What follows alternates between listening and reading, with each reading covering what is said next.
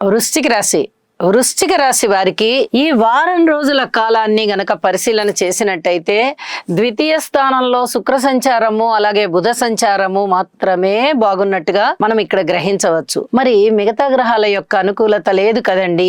అంటే మిగతా గ్రహాలని మనం అనుకూలత చేసుకోవాలి అంటే వాటికి తగిన పరిహారాలు చేసుకోవాల్సిందే.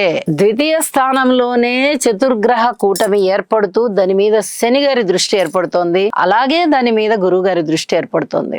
మాట వల్లే ఇబ్బందులు ఉంటాయి, మాట వల్లే పనులు అవుతాయి, రెండూ కూడా మాట వల్లే జరుగుతాయి. కాబట్టి మీ మాట తీరుని చాలా చాలా జాగ్రత్తగా పెట్టుకోండి. మాట మధురంగా ఉంటుంది, ధన లాభాలు వచ్చేటటువంటి విధంగానే ఉంటుంది, కీర్తి ప్రతిష్టలు వచ్చే విధంగానే ఉంటుంది.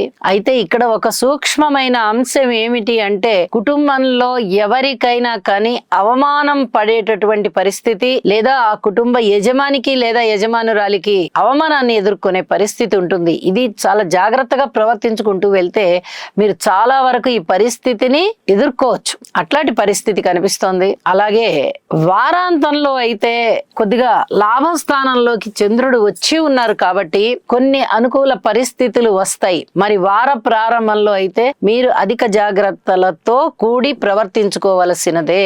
మౌనంగా ఉండడం మంచిది, ఆచితూచి మాట్లాడడం మంచిది. సంతాన విషయంలో కానీ, మాతృవర్గ రీత్యా కానీ, అన్నదమ్ముల సహాయ సహకారాల రీత్యా కానీ